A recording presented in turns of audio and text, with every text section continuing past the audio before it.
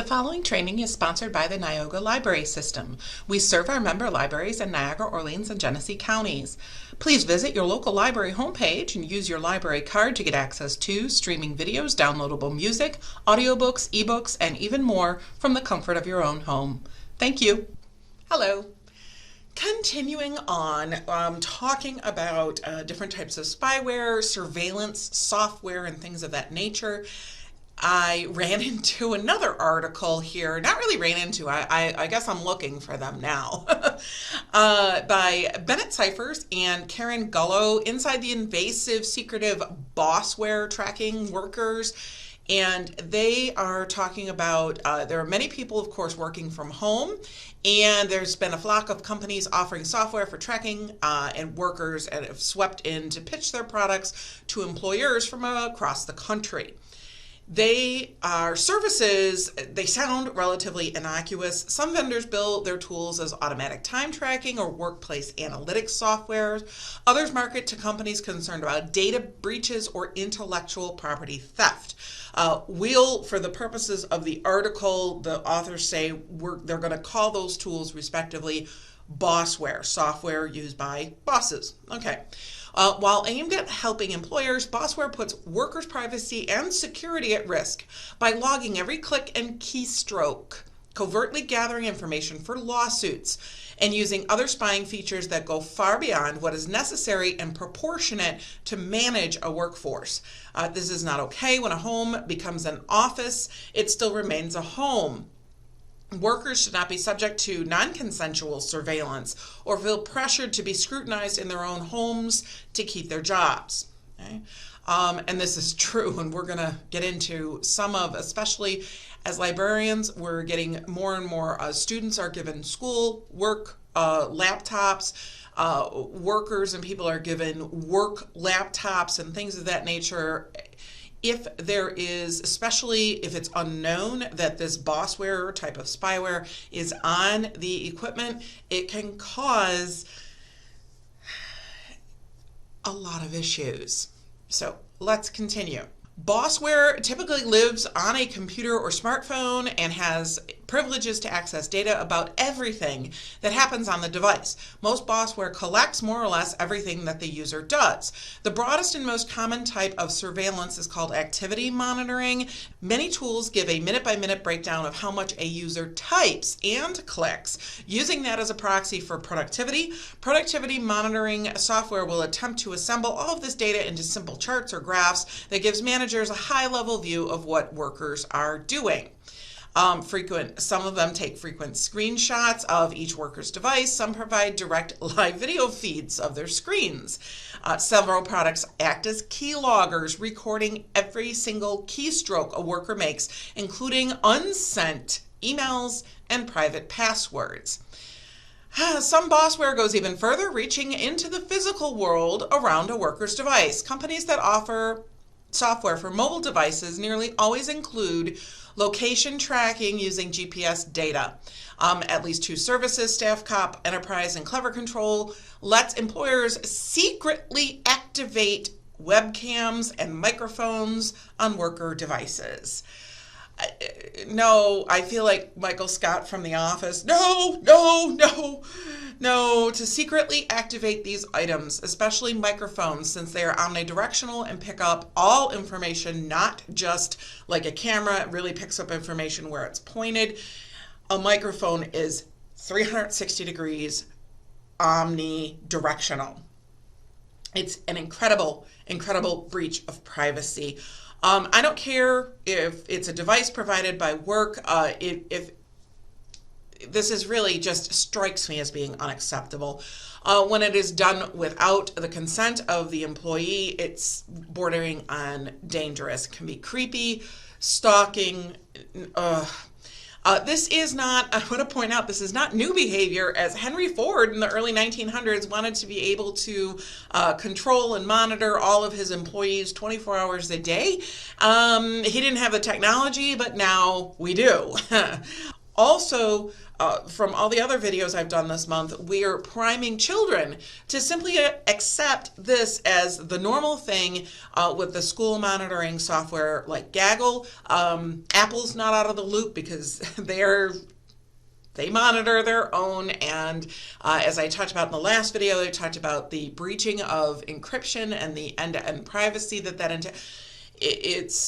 privacy is turning into a concept that we only have in our heads, and I am truly gobsmacked by all of this. But as again, it affects us as librarians because this is the world, this is the place that we live in. This is the world of information.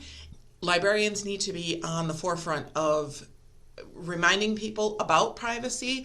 People have a right to privacy, at least in the US, and we need our patrons to be at least aware of this, and we need to provide and continue to provide alternatives, especially in the digital space with our workstations and internet access.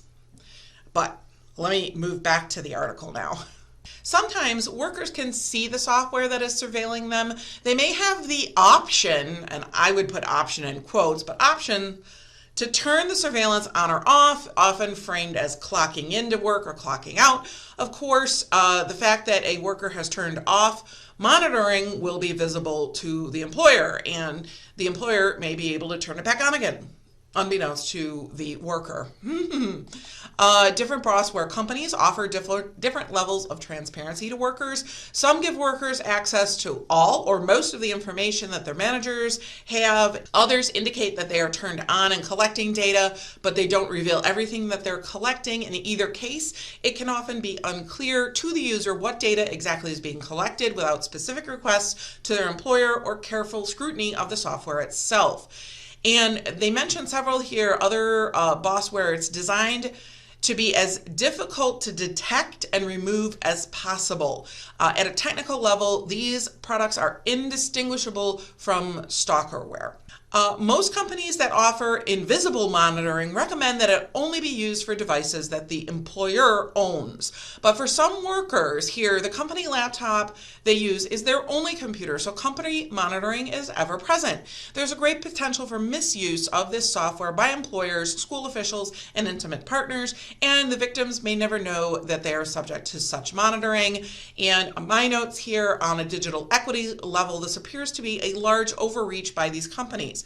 Who does this type of software affect the most? The people who may not have access to any other computer at home, like they just said. For librarians, again, we need to continue to tell people about these things, offer up some privacy, computer use at the library, using library workstations that are erased after each use, that they really are more private. We know that not anything that's done on the internet is logged somewhere, but it can still be using a public workstation at a public library might be, for certain people who only have access to a company laptop, might be more private than their company laptop. It's a possibility, and it's real. So I understand also, as students have found workarounds to Gaggle, there will be other workarounds for such monitoring. People will learn to work within the surveillance state and use other means for private communications. And I'm wondering if we're going to see the return of carrier pigeons, or maybe someone's going to train owls for, Hogwarts. I don't know. Let me know if you think of that. Anything else in the comments. Going on with the article, we don't know how many of these organizations choose to use invisible monitoring since the employers themselves don't tend to advertise it. In addition, there isn't a reliable way for workers themselves to know since so much invisible software is explicitly designed to evade detection. Some workers have contracts that authorize certain kinds of monitoring or prevent others, but for many, many workers, it may be impossible to tell whether or not they're being watched at all. Bossware vendors market their products for a wide variety of use. Some of the most common are time tracking, productivity tracking, compliance with data protection laws, and IP theft, that is intellectual property theft prevention. Some uses may be valid, okay, of course, when there's sensitive data and you have legal obligations to make sure the data isn't leaked. For offsite workers, it may necessitate a certain level of on-device monitoring for that information. But an employer should not undertake any monitoring for such security purposes unless they can show it's necessary, proportionate, and specific to the problems it's trying to solve or the things it's trying to prevent. Unfortunately, many use cases involve employers wielding excessive power over workers. Some firms also market their products as punitive tools or as ways to gather evidence for potential worker lawsuits. Potential, my goodness, okay. None of these use cases, even the less disturbing ones, warrant the amount of information that Bossware actually collects. And nothing justifies hiding the fact that surveillance is happening at all. Okay? Again, most of these types of spyware, Bossware, take periodic screenshots. Few of them will allow workers to choose which ones that are shared. So that means that any sensitive medical, banking, or other personal information are captured alongside screenshots of work emails and social media. Keyloggers are even more invasive. Again, they can capture unsent emails and passwords. Excessive information collection isn't an accident, it's a feature. Let's be clear, this software is specifically designed to help employers read workers' private messages without their knowledge or consent. By any measure, this is unnecessary and unethical. Under current U.S. law, employers have too much leeway to install surveillance software on devices they own. In addition, little prevents them from coercing workers to install the software on their own devices, as long as the surveillance can be disabled outside of work hours. Now, for my notes, I say the phrase disabled outside of work hours really should be in quotes. These types of software are specifically designed to evade this type of activity and that we should know that spyware of any name, whatever you call it, is intended to be on when the end user least expects it. The case of flashlight apps in the Google Play Store is a case in point from about 2014 to 2018, and I've got a couple of references here I'll put in the description. It was well known that the top 10 flashlight apps in the Google Play Store were all spyware. All of them could activate the microphone on a phone. All of them could activate, or most of them could activate the camera or take pictures as well, unbeknownst to the end users. This is why phones nowadays come with this handy feature installed at the factory. I haven't seen a phone in many years that doesn't have a flashlight app on it. Now, as state and national legislatures continue to adopt consumer data privacy laws, they must also establish protections for workers with respect to their employers. To start, talking about surveillance of workers should be proportionate. Okay, the tools should minimize the information they collect, not just create this great big dragnet, pick everything up, but be specific. Workers should have the right to know exactly what their managers are collecting, and workers need a private right of action so that they can sue employers that violate these statutory privacy protections. To make things worse, Bossware often incentivizes the wrong kinds of productivity. For example, forcing people to jiggle their mouse and type every few minutes instead of reading or pausing to think.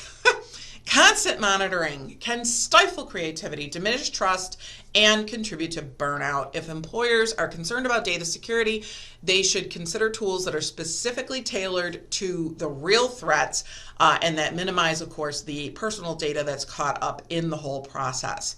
If possible, employees should avoid using work devices for anything personal. And if workers are asked to install monitoring software on their personal devices, they may be able to ask their employers for a separate work-specific device from which private information can be more easily siloed away. Finally, workers may not feel comfortable speaking up about being surveilled out of concern for staying employed in a time with record unemployment. A choice between invasive and excessive monitoring and joblessness is not really a choice at all.